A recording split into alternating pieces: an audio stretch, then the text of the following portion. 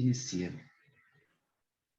Uma boa noite a todos e todas, iniciando mais uma edição das nossas conversas aqui na Rede Cultura, Criatividade e Desenvolvimento.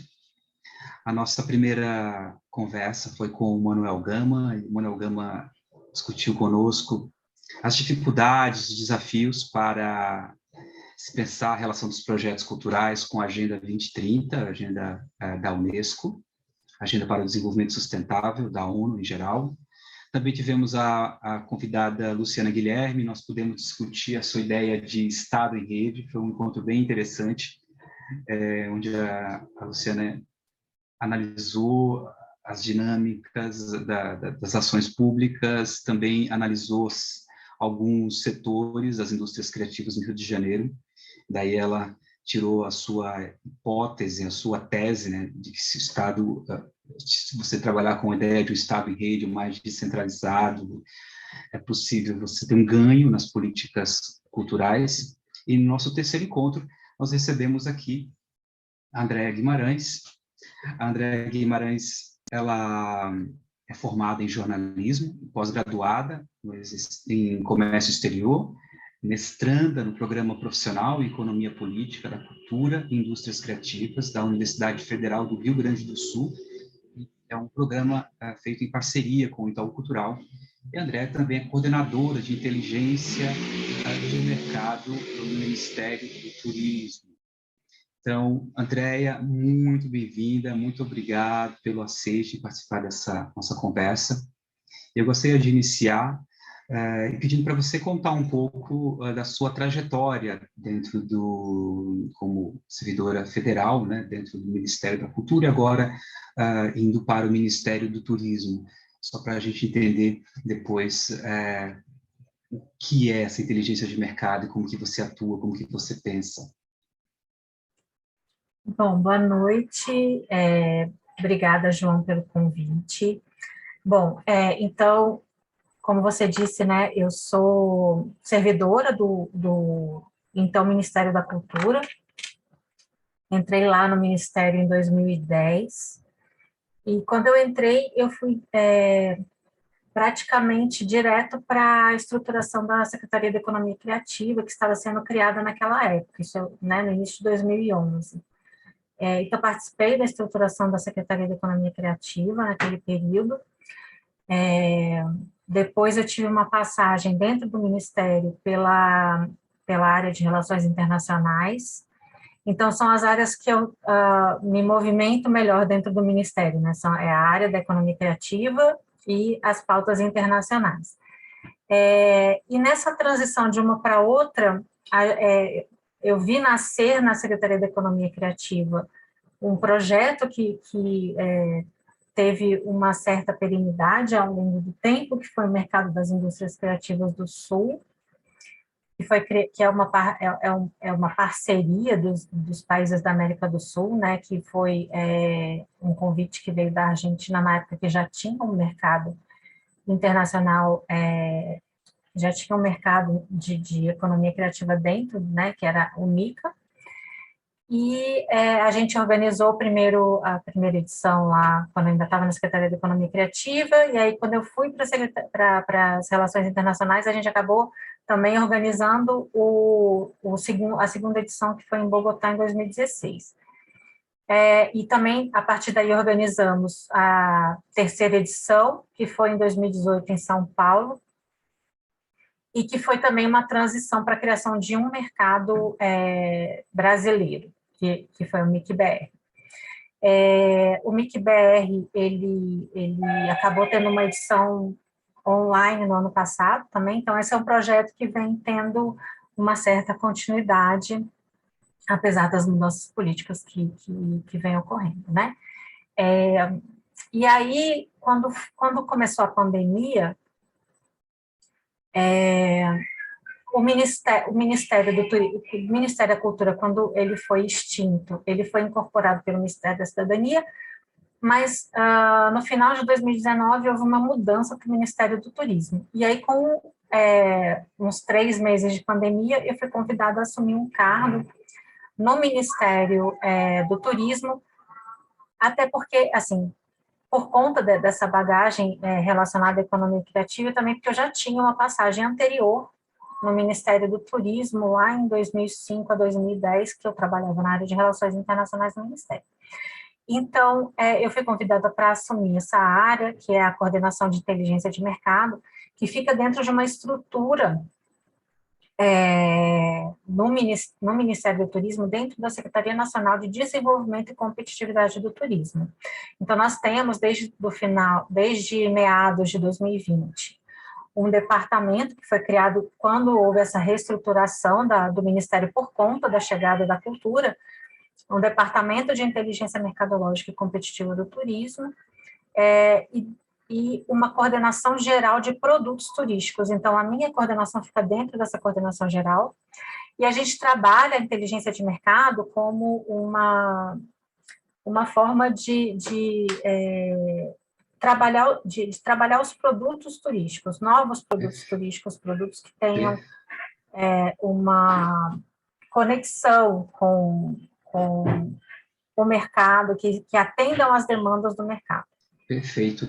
Olha, Andréia, eu não posso deixar de aproveitar, porque você tocou aí no assunto do Mixu, e esse assunto me interessa demais, então, eu só queria fazer uma pequena digressão, antes que a gente retorna para esse tema da inteligência de mercado no Ministério do Turismo, que você contasse um pouco do que você sabe em relação ao futuro do Mixu. Como você, enfim, esteve presente, conhece diversos atores, né, os formadores de política na região. A gente sabe que iria ocorrer uma edição no Uruguai, essa edição parece que ainda está suspensa. O que você tem acompanhado, assim, sobre o Mixu? Ele poderá ainda acontecer? O que você pensa? Bom, a questão do Mixu no Uruguai foi uma questão até um pouco mais, um pouco anterior a isso. A edição de 2020 era para ser uma edição no Chile. E aí o Chile acabou declinando, e aí o Uruguai assumiu, isso foi em 2019, o Uruguai assumiu a realização do Mixu em 2020. Mas aí veio pandemia, o Uruguai também estava mudando de governo na época, e aí acabou que se suspendeu a realização do Mixu. Eu acredito que, bom, o Mica, eu sei que ele teve uma edição online realizada, o CHEC, que é o mercado Chile Economia Criativa, também teve. A Colômbia vem fazendo um evento, eles fizeram edições online, que está meio que vinculado, não sei se é mas eu acho que é, não sei se é uma coisa muito... se é oficial, mas existe uma articulação desse grande festival de arte, escultura, criatividade e tecnologia, alguma coisa assim, com o Circularte em Medellín. Então, eles também fizeram edições online durante a pandemia. Eu acho que existe a possibilidade de que os países retomem a realização do Mixu. Eu acho que é algo importante ainda para os mercados. Pode ser que ele venha com um formato diferente, com um formato híbrido, porque eu acho que também agora a gente não vai meio que conseguir escapar da questão do online, né?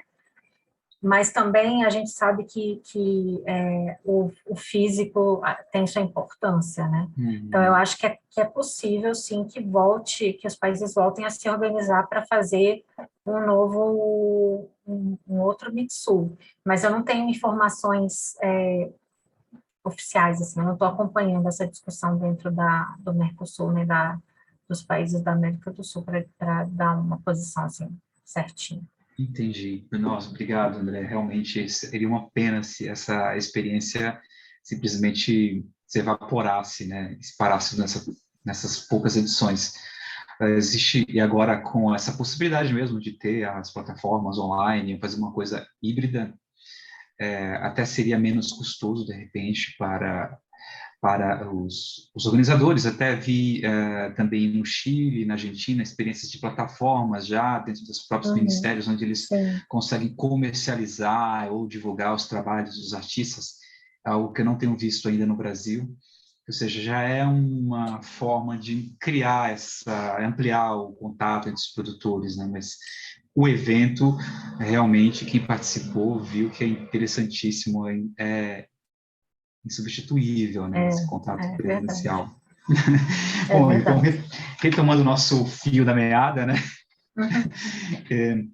sobre essa inteligência de mercado, você já contextualizou, né, onde você está dentro do Ministério do Turismo, e explica um pouquinho mais para a gente, assim, Andréia, o que essa inteligência de mercado, assim, qual é a missão que vocês têm em relação ao setor de turismo? Tá. Bom, a inteligência de mercado, então, o que que a gente pensa, né? Por que a gente começou a trabalhar a questão da inteligência de mercado, que na verdade já era algo que vinha sendo, que já existe em algumas outras instituições. Então, só voltando um pouquinho na questão bom, a gente estruturou o departamento, então, em meados de 2020, né? E ele está, então, estruturado em duas coordenações gerais, e ambas, bom, uma é a coordenação geral de produtos turísticos, a outra é uma coordenação geral de turismo responsável, que vai trabalhar desde pautas de segurança turística até pautas de produção associada ao turismo. Então, nosso departamento é um departamento amplo, mas ele tem essa visão de que a inteligência de mercado ela acaba perpassando todas essas áreas. O que a gente pensa? A gente pensa que para a gente ter um turismo competitivo, é necessário pensar em sustentabilidade, em segurança, integração produtiva, em como posicionar os produtos turísticos seguindo as tendências de mercado, porque não adianta eu ter uma oferta muito variada e essa oferta não atender o que o turista, que o consumidor está buscando, né? Tem que haver uma conversa entre demanda e oferta. Então, a inteligência de mercado, ela vem, o que ela é, né, no nosso caso? Ela é a capacidade de cruzar dados e transformar esses dados em informação e em conhecimento. Então, como é que a gente trabalha? A gente precisa organizar esses dados que estão difusos em diversas fontes, né, em diversas pesquisas, transformar isso em uma informação que seja útil para o gestor, que forneça ao gestor uma visão consistente para que ele possa tomar melhor, para que a tomada de decisão seja mais assertiva. Então, bom, esse conceito da inteligência de mercado, ele vem da iniciativa privada, Perfeito. né? E ele está relacionado muito ao marketing nas empresas. Para nós, tem a ver com marketing, a gente começou a trabalhar já a inteligência de mercado há mais tempo, voltado para o marketing turístico, para promoção, mas para a gente não é só isso. Ela também tem que se refletir na gestão da informação que possa se traduzir em ferramenta para melhorar a gestão das políticas públicas. Entendi. Né? Para a gente ter uma decisão mais, como eu falei, mais direcionada, mais assertiva. Perfeito, André. Então, vocês estão aí num lugar, quer dizer, um transversal, vocês oferecem informações de qualidade para esses tomadores de decisões, análises, um termômetro. Sim, a gente não trabalha com o dado. Existe uma outra área dentro do Ministério, dentro da Subsecretaria de Gestão Estratégica, que é a Coordenação Geral de Dados e Informações.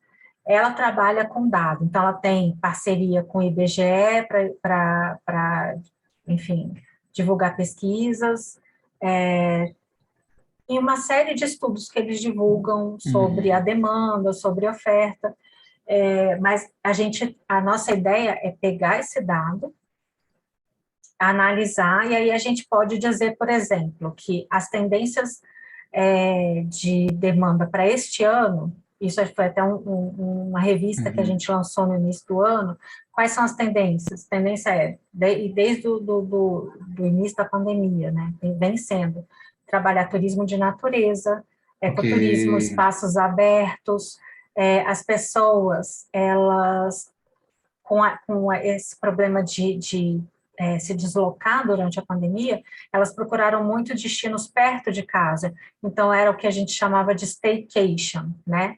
É você ficar por ali, próximo até 300 quilômetros de casa, você possa se deslocar, as pessoas passaram a reservar suas viagens mais em cima da hora, elas não planejavam com tanto tempo. Entendi. Esse tipo de coisa. E essa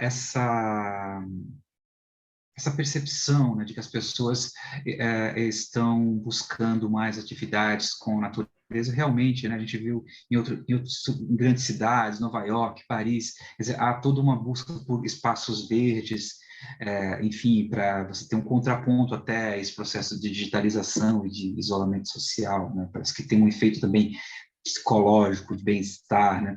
Mas quando um turista vem para o Brasil, ou os turistas brasileiros se movem, ainda continua sendo esses espaços, esse tipo de turismo ambiental? Qual que é, assim, os principais produtos, digamos, que o Brasil oferece para os turistas? Bom, o Brasil oferece uma série de produtos de natureza, sol e praia é muito forte, e sol e praia tem sido muito demandado de novo. Ao mesmo tempo, além da questão da natureza, do contato, né, com dos ambientes abertos, de estar ao ar livre, isso traz outras demandas. Turismo rural aumentou muito na época da pandemia, né, que as pessoas podiam aproveitar esse ar livre.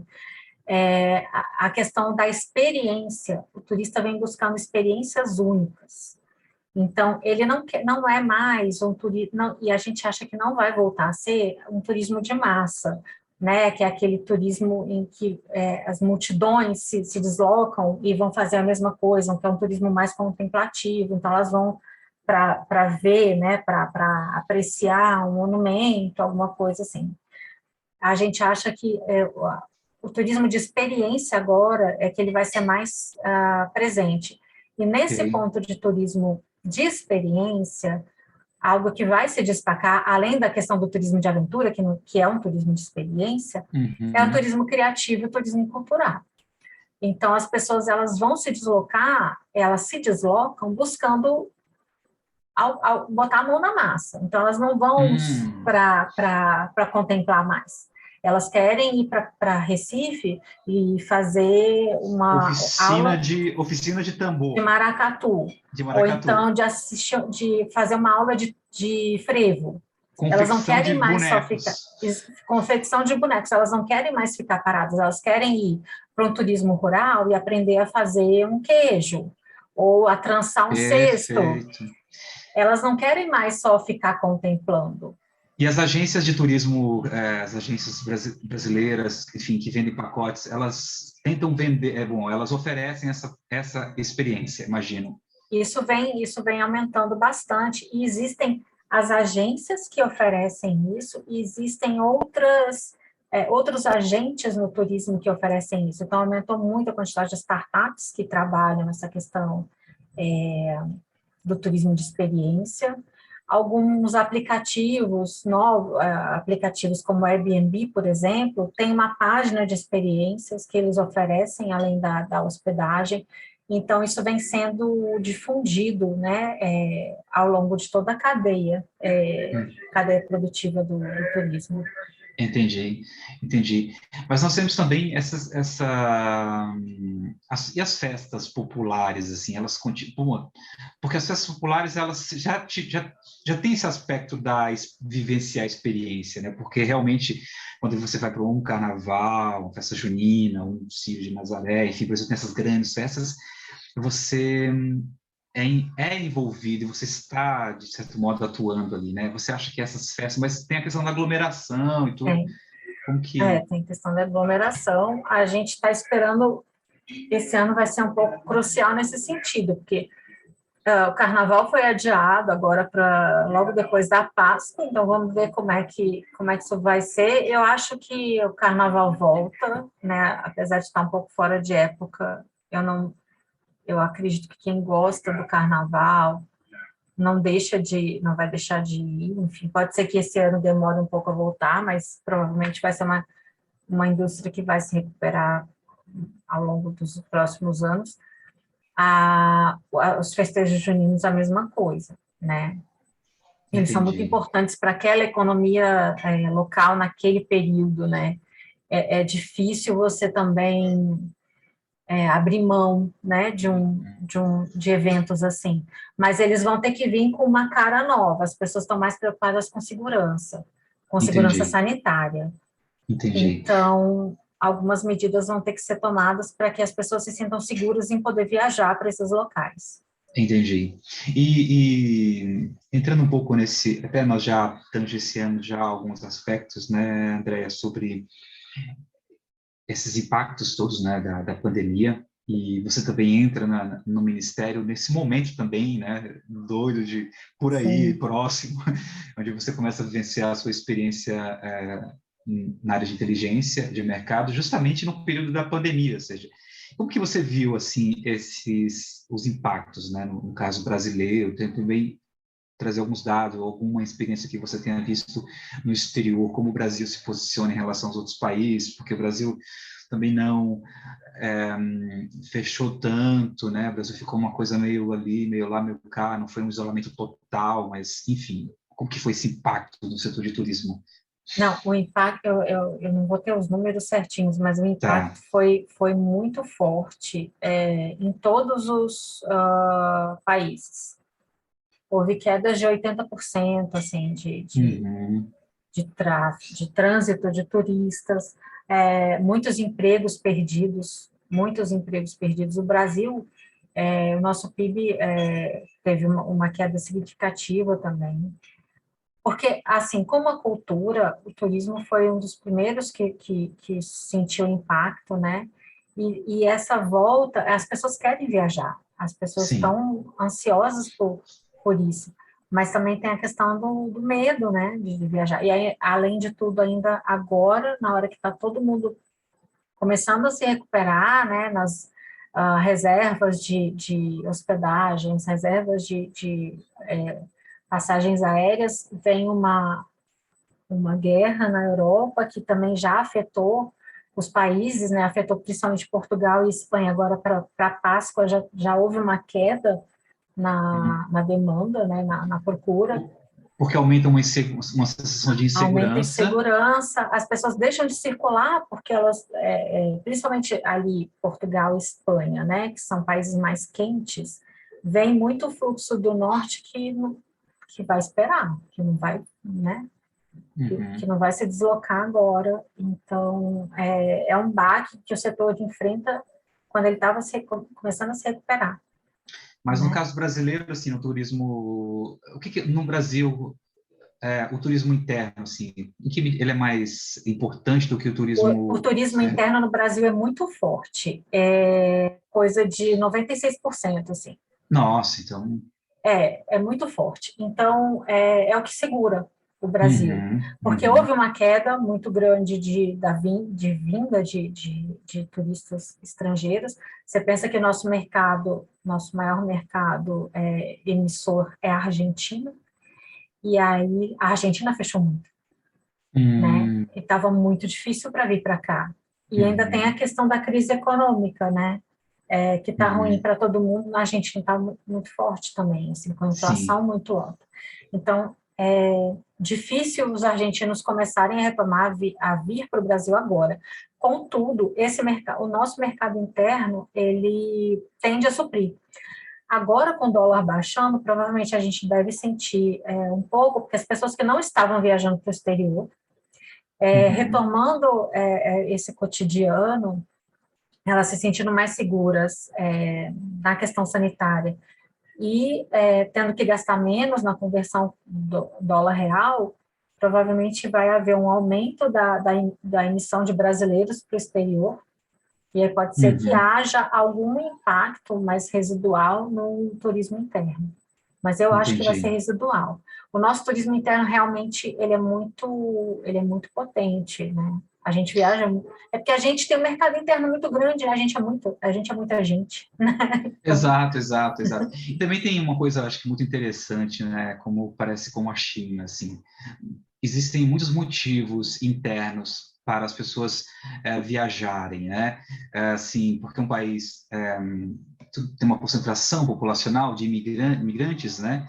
E é evidente, a gente mantém os vínculos com as nossas regiões de origem, então tem muito desse turismo, né, de voltar para a região, familiares, isso graças a esse trânsito de brasileiros circulando, brasileiros que vão para o norte do país, que vão para o sul, que vão...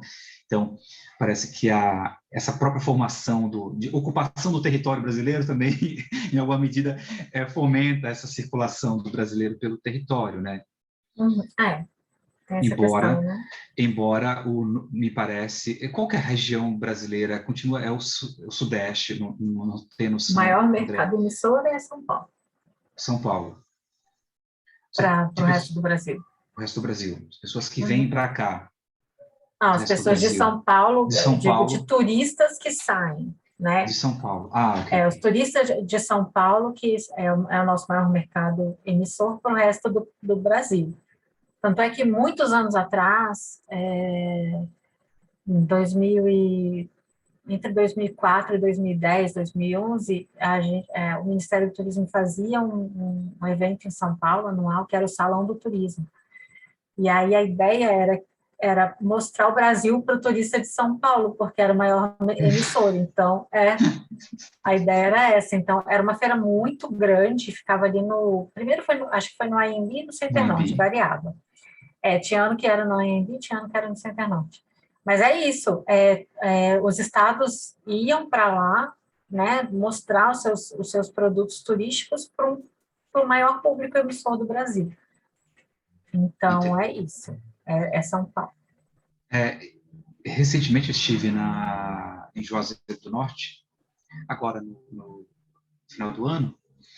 Bom, é ali uma cidade que atrai muitos nordestinos, né? Então mas são milhares, centenas de milhares, pelo menos, por ano, nesse turismo religioso, né? Que, de fato, ele é um turismo tipicamente nacional, porque ele não vai atrair, a não ser pessoas com interesses muito diferentes, né? Porque a maior parte das pessoas busca ali pagar uma promessa, viver enfim, ter uma experiência religiosa. Mas eu fiquei chocado com a ausência desse turista em Juazeiro do Norte, na época que eu fui, que era uma época que deveria estar completamente lotado de pessoas ali consumindo tudo, vivenciando aquela cidade.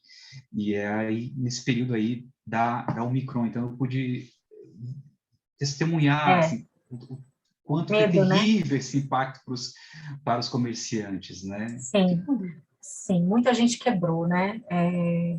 Mas houve também muito apoio para que não houvesse uma quebra generalizada.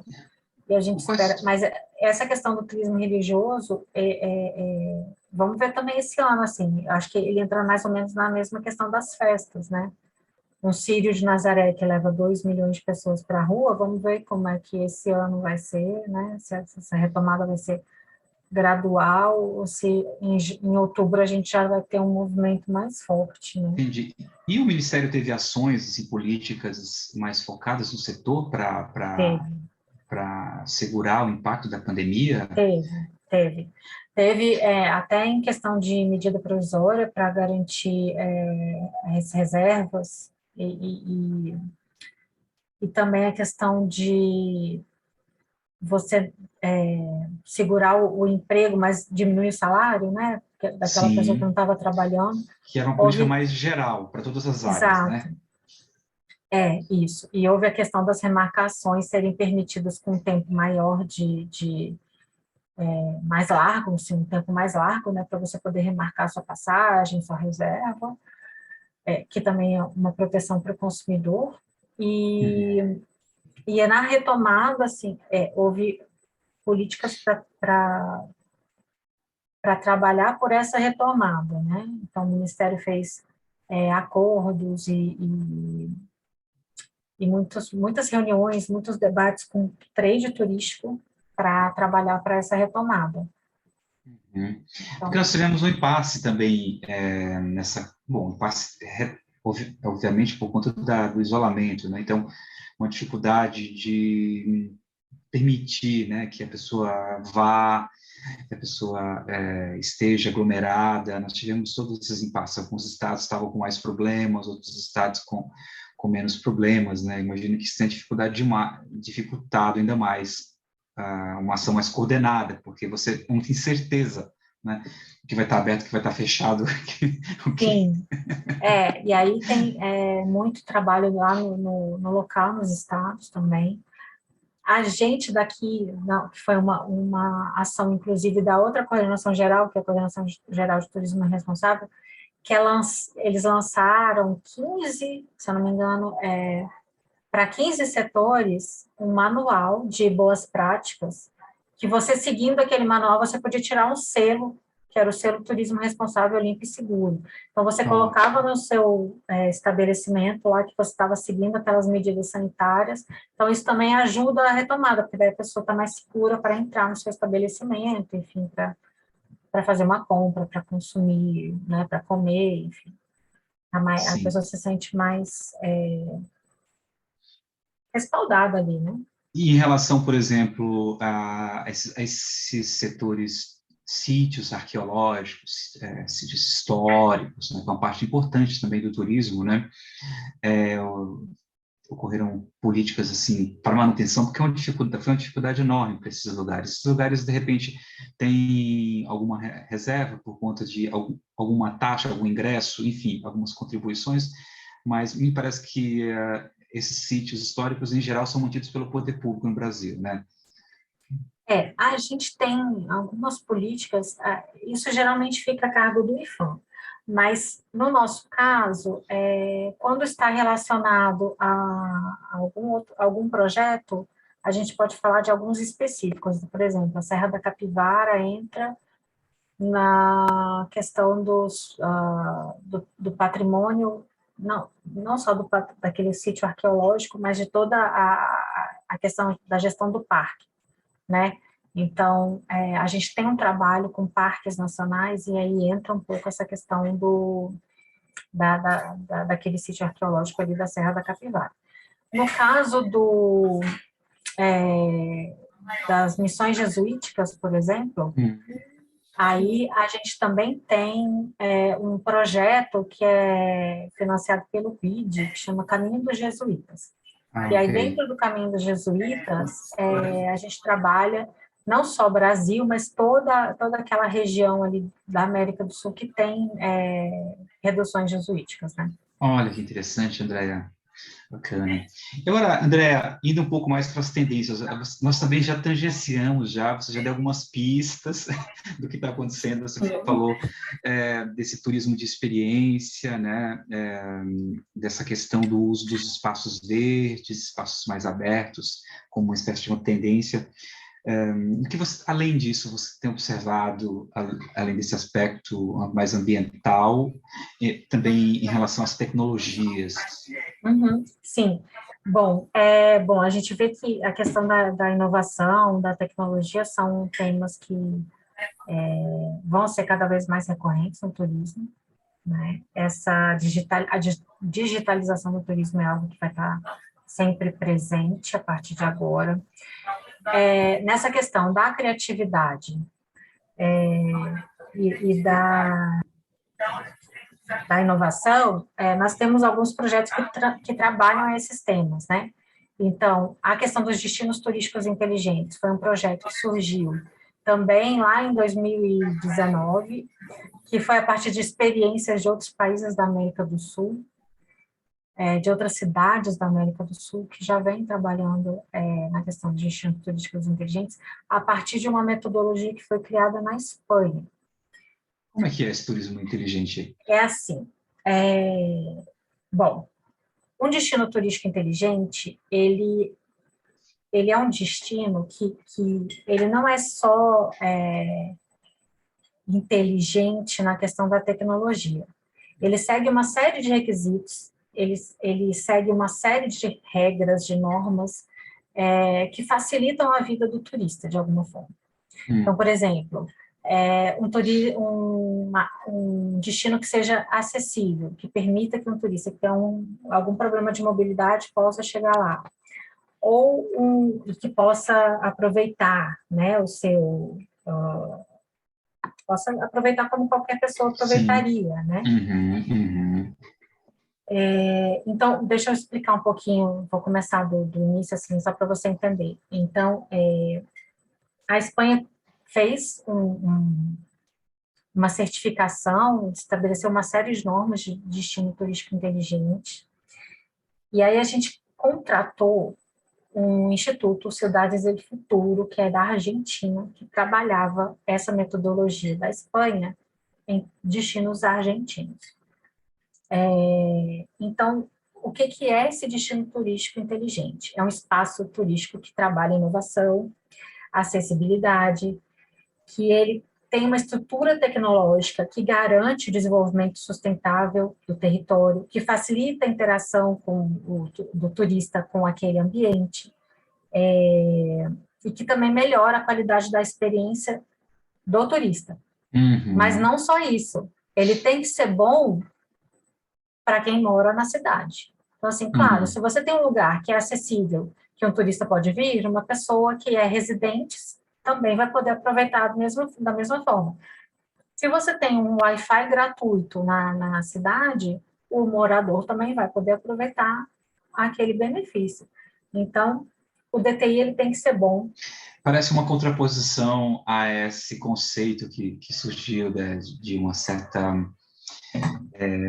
estetização de certos bairros, né? Surgiu em torno de alguns teóricos que pensam no desenvolvimento das cidades criativas, cidades inteligentes, mas algumas pessoas, alguns especialistas denunciavam essa segregação que ocorria. Me parece que é uma resposta a essa crítica, no sentido de pensar ok, vamos valorizar certos lugares, mas mas os participantes, a comunidade, precisa estar lá também. Não vai perder sua moradia porque Exato. o lugar virou um lugar de visita das pessoas. Exato. Exatamente, é isso. Então, essa metodologia, então, foi criada na Espanha, e aí, quando a gente foi conversar com o Instituto Cidades do Futuro, a gente falou que a gente tinha que adaptar essa metodologia para o Brasil, não podia ser a metodologia da Espanha, porque não ia servir aqui. Tá. Né? Então, lá na Espanha, eles trabalham em 5 eixos. Eles trabalham governança, inovação, tecnologia, acessibilidade e sustentabilidade. A gente trabalha esses eixos também, só que a gente incluiu. Então, a gente incluiu segurança, mobilidade, promoção e marketing e criatividade, porque a gente achou que para o Brasil a gente não podia deixar de trabalhar segurança turística. A gente tinha que trabalhar mobilidade, porque a gente tem problemas sérios de mobilidade. Então, sobretudo o que ocorreu no Capitólio, por exemplo, né? É um exemplo de segurança turística. Também, da né? falta de segurança turística. Exato. E assim, a gente trabalhou com 10 destinos piloto. Então, foram escolhidos 2 destinos em cada região. Então, assim, foi Curitiba e Florianópolis, Angra e Rio de Janeiro, Brasília e Campo Grande, Rio Branco e Palmas, e Recife e Salvador. Certo. Recife, foi. E aí, então, a gente, o Instituto, ele conversando com as cidades, adaptando essa metodologia, foi buscando adequar os requisitos, e eram muitos requisitos, João, não é uma coisa fácil de você... Não, cumprir, é uma loucura. Né? Não é fácil de cumprir, mas você chegou ao final a 104 requisitos dentro desses 9 eixos que a cidade tem que cumprir. Então, cada etapa de trabalho foi acompanhado pelo Instituto. Então, assim, primeiro levantar tudo quanto é tipo de informação sobre como é que a cidade trabalha esses eixos, se ela tem, por exemplo, um sistema de tramitação de processos administrativos, como a gente tem no serviço público federal. Então, as cidades tinham que ter, né, ou tinham que providenciar algo que fosse nesse sentido. Tudo foi visto, e as cidades foram se adaptando e apresentando. Às vezes elas já tinham pronto, só tinham que demonstrar por meio, né, de documentos como é que estava sendo aplicado aquilo. Foram criando, então, foram implementando esses 104 requisitos. Agora elas já passaram dessa fase e já estão numa fase de destino turístico inteligente em transformação. Aí agora começa a implementação de toda a metodologia, a partir desses requisitos que já foram levantados, nas cidades. A gente quer chegar até o final do ano com pelo menos 6 dessas 10 transformadas. Transformados. Olha que interessante, Andréia. Quando você falando, eu estava lembrando de Santos, assim, que eu vou um lugar que eu vou bastante, e chega um número de turistas, assim, enorme ali no Porto, né? E, e não existe, por exemplo, porque o Santos tem um charme na região, no centro de Santos, que é o bondinho, Arquitetura, né? arquitetura, a bolsa, tem os lugares, o carioca para você comer um pastel, e tem o bondinho que você pode fazer um circuito ali, mas esse bondinho não liga o centro ao porto, onde as pessoas desembarcam e embarcam. Você veja que a quantidade de pessoas, as pessoas precisam tentar chegar no lugar, né? É evidente que essa é um exemplo, né, da questão do transporte. Uma simples conexão você faz com que pessoas que estão aí querendo conhecer a cidade, querendo gastar, querendo ter a experiência da cidade, não possam Não porque consegue. não conseguem por conta dessa falta Exato. de, De de conectividade, de mobilidade. conectividade. Então, muito interessante isso que você acaba de nos explicar sobre esse turismo inteligente. Então, essa é uma tendência internacional, né, que busca melhorar a experiência do turista e também da comunidade local e ter um retorno mais sustentável, né? Muito bacana. Exato. E ainda na questão da tecnologia, como que você tem observado, assim, em termos de especulação, claro, existe o Ministério do Turismo está preparando um metaverso brasileiro, uma versão digital Era bem que eu ampliada para... queria, viu? A gente, bom, a gente vem trabalhando, isso é um dos maiores desafios que a gente tem na questão da criação de um sistema de inteligência turística. Então, no ano passado, a gente contratou uma consultoria que nos ajudou a formatar, está terminando agora essa consultoria.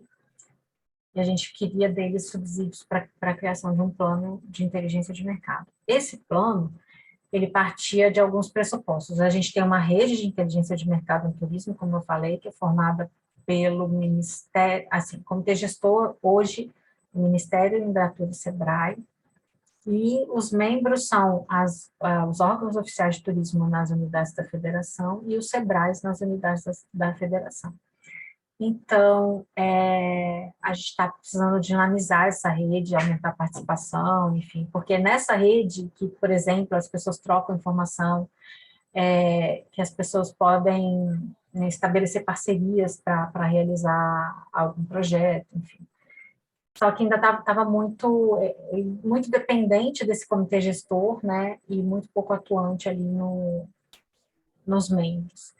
Então, a gente Entendi. precisava que essa rede fosse dinamizada, a gente queria criar um sistema de inteligência turística, a gente precisava de ajuda para saber por que caminho a gente ia, né? Então, essa empresa fez uma pesquisa do que existe de disponível hoje no mundo, o que está sendo feito no mundo, no Brasil, para a gente poder ter um sistema de inteligência turística, que é um sistema que vai congregar, que vai ser tipo esse metaverso que você comentou, mas que vai congregar todas as bases de dados que existem sobre demanda, né, turística.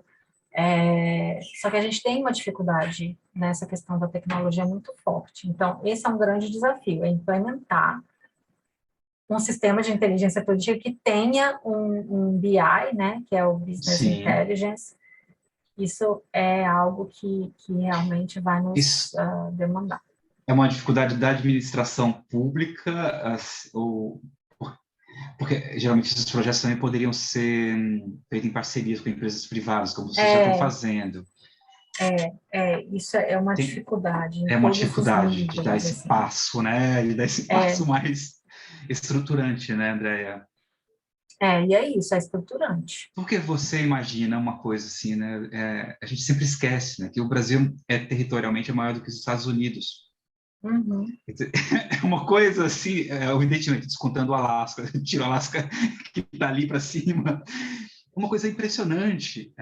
E você olha ali no Google Maps, você vê comunidades, pequenas comunidades, expressões culturais, tocadores de viola, contadores de história, artesãos, quer dizer, toda uma riqueza de expressão, né, de trabalho e criatividade das pessoas. E nessa tendência desse turismo de descoberta do valor das pessoas, né, que você estava mencionando, quanto, né, da experiência, do valor dos lugares, quer dizer, o Brasil teria aí um potencial enorme, porque assim como a Rússia, que está tão em debate, parece que nós somos um país também bem desconhecido, bem misterioso ainda aos olhos.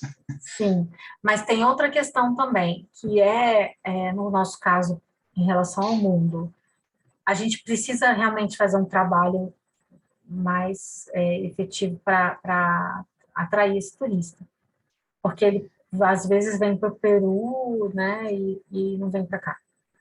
Mas tem essa questão da distância, né? Então, isso é algo que é assim. Você vê que na Europa a maior parte dos turistas é aquele que está ali em volta, né? Os turistas que estão mais próximos. Então, a gente tem essa dificuldade, tem a questão da distância, porque, como eu falei, o nosso maior mercado emissor é a Argentina. Então, assim, a gente tem uma limitação para crescer para os nossos vizinhos, e, ao mesmo tempo, a gente tem essa limitação para atrair o turista de fora. E, por outro lado, a gente tem muita coisa para mostrar, né? Então, essa limitação... porque parece um dilema, assim, por exemplo. Ao mesmo tempo, ok, nós estamos nos reconhecendo como um povo que tem algo importante a ser dito, a ser descoberto, um povo que tem suas riquezas culturais.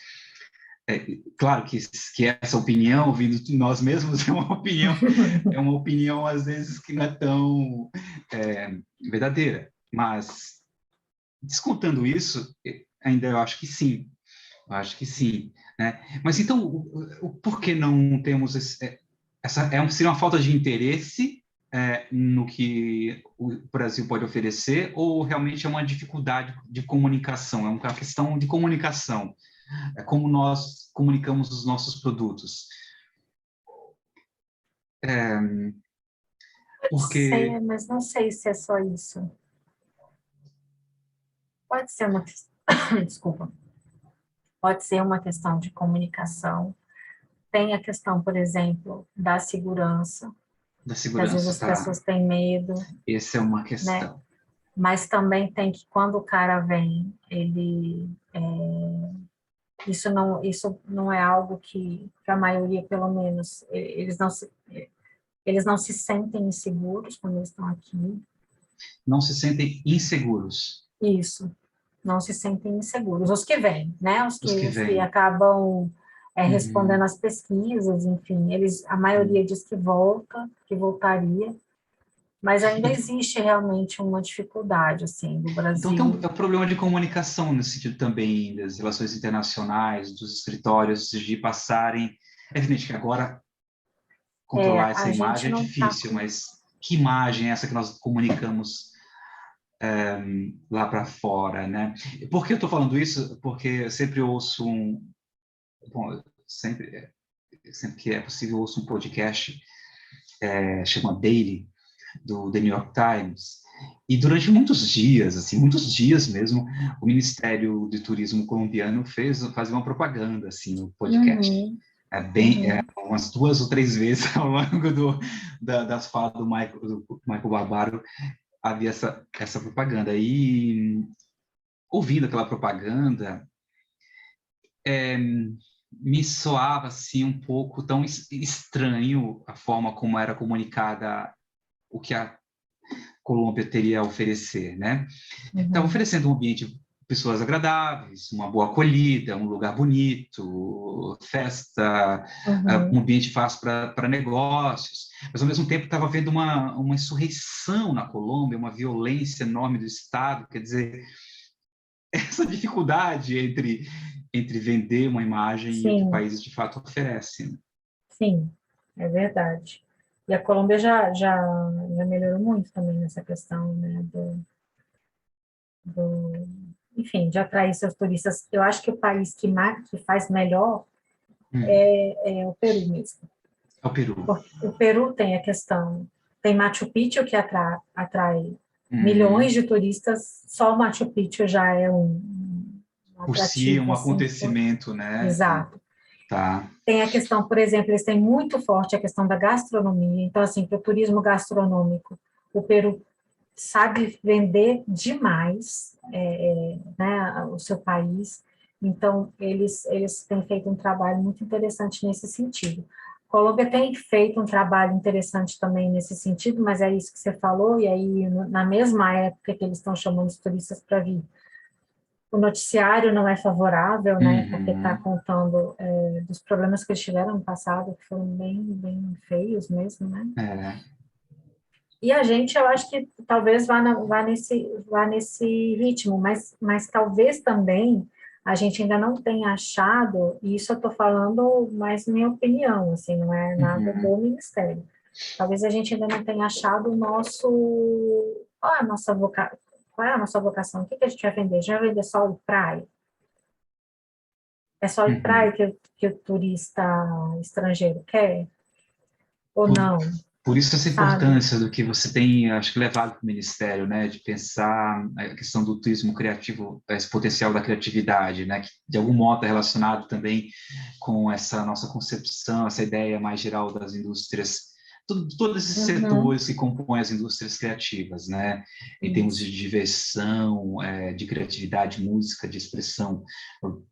Imagina, pelo menos em São Paulo, quanto o grafite é importantíssimo. Agora, um grafite feito por mulheres, a cidade de São Paulo está virando um painel maravilhoso, assim, quer dizer, uma galeria maravilhosa, prédios Uhum. pintados por mulheres, algo sensacional, quer dizer, algo Isso é muito que, legal.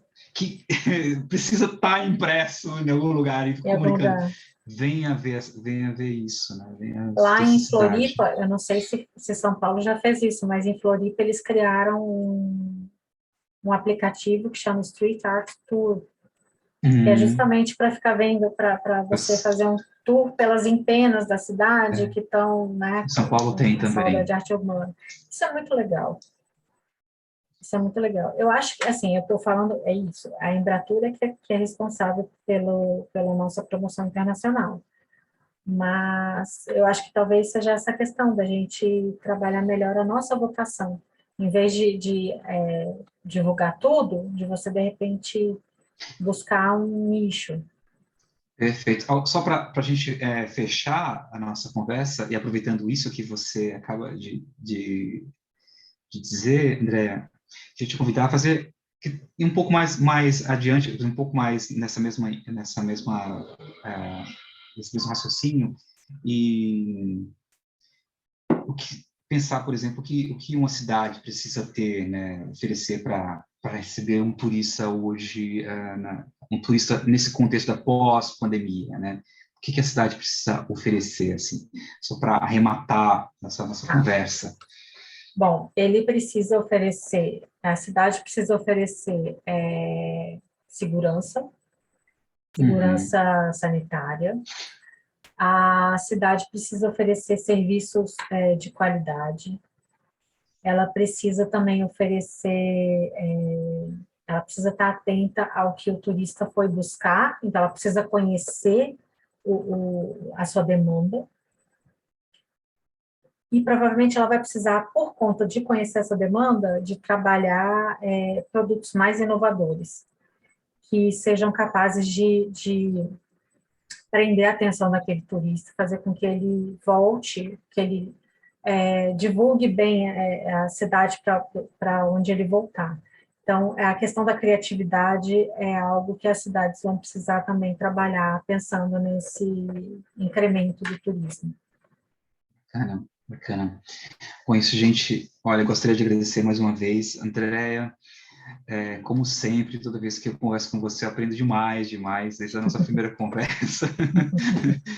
É uma pessoa que tem uma experiência incrível e está atenada nas principais discussões, então, muito obrigado.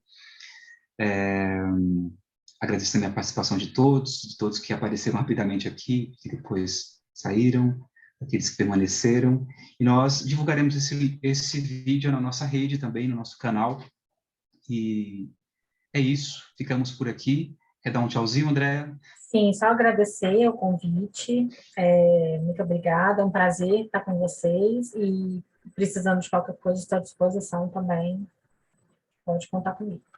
Tá, joia. Obrigado.